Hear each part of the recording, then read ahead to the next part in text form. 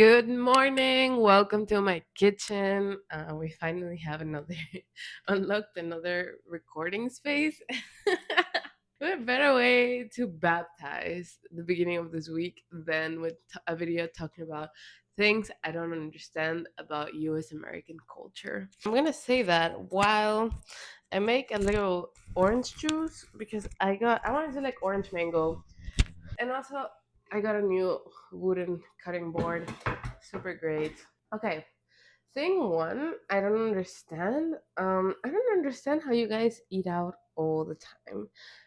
I see that maybe, I mean, some salaries permit, and I think it's in both spectrums where you either have to earn that much money that you can afford to eat out all the time. It's either that or you're on the other spectrum of poverty where you can really only afford to eat very cheap, like gas station meals or things like that. I just don't understand why you guys don't cook if you have access to a supermarket and you're still like just choosing the instant ready-made meals over other things. I'm like, why are you doing that? Like, just rice, beans, like this is very classic Latino meal.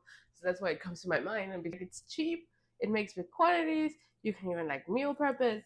You just have to dedicate like one day of your week to making like a big thing of rice and beans or something. And I know it's just like more effort than going out and eating something that is ready made for you, but it's just so much better. Generally, so much better for your body, so much healthier. Also, I feel like once you eat out enough, everything starts tasting the same. Like I'm kind of experiencing this weird phenomenon because I live in a place where people keep saying like there's all these food options and and all that, and I'm just like, I mean, I just kind of look at them, and after looking at them for 3 days, I'm like, I feel like I've memorized kind of everything that there is, and there can obviously be some unique flavors hidden here and there, but it's also geared towards the palate of the people around here that it tastes super sweet and sugary, like really no matter what I'm eating, really if it's a salad, like I don't know if it's all like MSG infested and, and that all has a similar flavor. There's something about the home cooked flavors that you cannot quite get otherwise. Okay, thing number two. Well, I mean, I think the obsession with just kind of using and buying new things and wasting, but you guys use like generally so much plastic. You use so much plastic is I guess kind of sad. Genuinely, I mean, like the people that buy water bottles all the time, which one of those is my roommate, by the way, and I'm like, just kind of feeling stressed every time I see all those water bottles. Not because I'm around the house, but because I'm like, there's just so much that one single person is consuming. And then same for plastic bags. I feel like there's just no concept of bringing your own bag. I mean, people do it, but I'm like, more people should do it. It's like orange juice.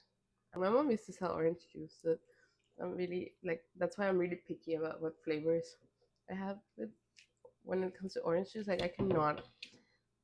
I don't like the just a bottled orange juice because it has a lot of sugar and it just tastes weird. It just tastes like, I feel like my orange juice has to taste amazing for like the first 3 hours and then it has to start to taste like it's going bad. Otherwise, I'm like, I don't trust this. Hmm. Okay. What else do I not understand about US American culture? I guess your kind of awkwardness. Like, I don't understand why the society has such an inability to communicate.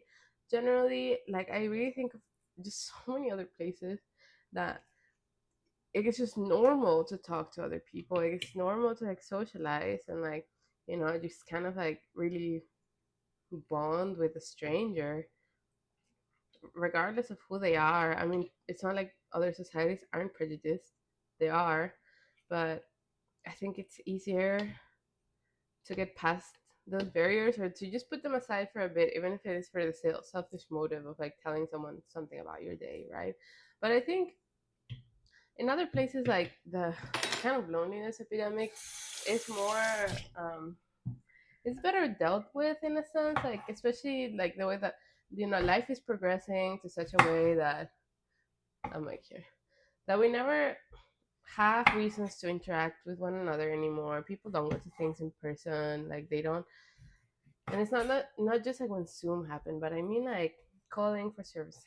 Like it's like very straightforward, or you call someone and they come to your house and they leave. Like there's not really a conversation there. And I mean, maybe that's great for some people. Some people are really socially awkward, but they're like, yay, I don't have to like interact with the world. So I think that's good for them. Making orange juice like this, it's not my preferred method. Like the bottom has whatever little mango I could get, and the top has these oranges that I'm cutting now. So ideally, I would just squeeze them, but I don't have the squeezing thing in with my hand. Like unfortunately, the gym has still not granted me the grip that I would wish to have. Mm.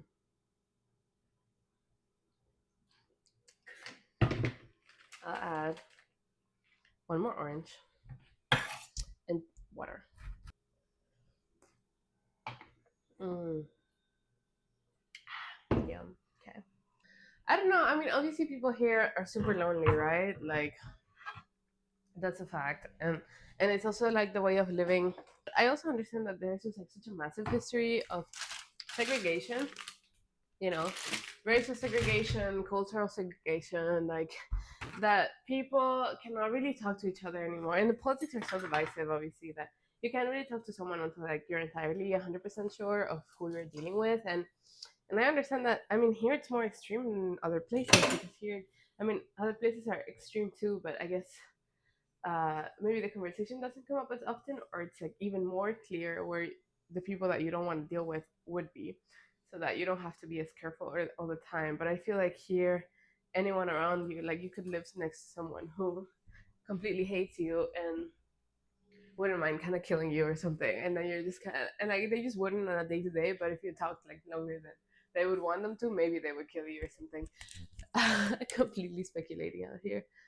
A lot of it might be like racism as well, because I'm in the South, so I feel like before at least like, I mean, and there's obviously the hypocrisy of the North and the South in the U.S., whereas like in the North they say they're woke and whatever, but in reality they're just like really carefully dealing with you, but they're never actually letting you in because there's still obviously some very clear racism in the way that they, interact, but they're just not going to admit it because they will claim that they're super open. So that's like an even worse form of racism is that one that is not overt because you can't tell that it's there, but you'll always feel it. And in the South, it's just kind of like people will just stare, they'll just like really want to deal with you, or like the tone is just so different, but it's always very much like, and I'm talking about like non POCs, obviously, but I mean, it's not like it matters, but it matters when you're in a place where they're kind of the majority, like in a little white town. So that's when things get a little tricky. I guess part of that awkwardness might just come from how to deal with people who are racialized, right? And it's just, what can you do about it? You just kind of walk past and you're like, "Are you okay? Like, why do you like kind of smile like in this way, like you're constipated all the time?" That's not everyone, of course. Anyway, and then what's another thing I don't understand about the US? I guess the inability to walk anywhere. It's kind of shocking, really, when people are like, you're gonna walk 15 minutes or like even bike more than 20 minutes for people, it's insane. Um, I think especially when you're able to get anywhere within like 10 to 15 minutes with your car, I understand that like any resemblance to that amount that comes with walking feels like a waste of time. But like, why do you want to drive all the time? Why do you want to like? You don't have to drive all the time. Your legs work.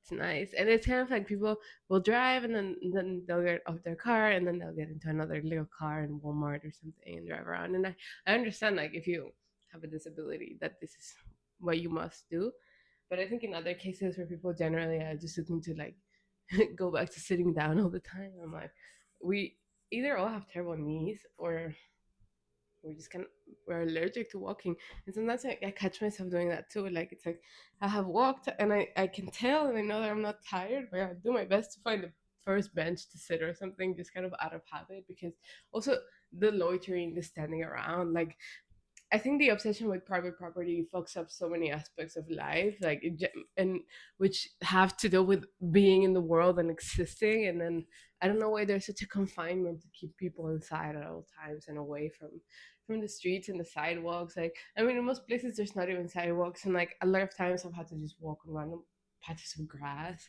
and I can feel how that feels kind of like illegal as fuck or just weird. But I'm like literally just trying to get from A to B, and there's just, with the problem that occurs with private property, like everyone owns a piece of something, everyone kind of has rights over something. If they suspect something from you, or just generally are like, I don't want you in my, they're like, I don't want you in my space, then you won't be that space, and it's like, okay, you're out.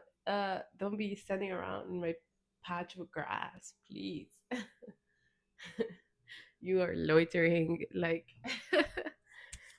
like, guys, go outside. Go for a walk in your neighborhood, even if there's no sidewalks. Like, just do it.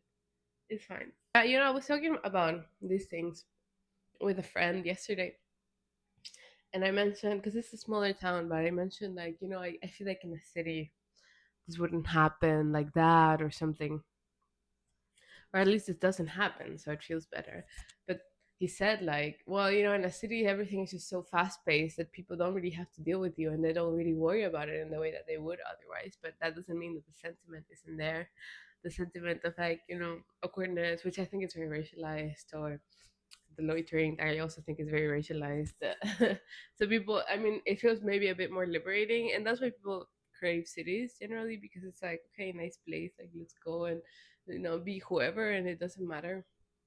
Just disappear um into it, just disappear into it. Just And he said that in cities you can overtly, like, get kicked out of spaces. Like, you'll know where you can be and you can hang out, but then they have even more freedom to say, like, you can't come in here from any other establishments, which in, like, smaller towns, I think would be weird, because, like, they never turn people down ish. But I mean, I guess they could, but not in the same rate. So then ultimately you get the same kind of experience even if you're in a bigger city.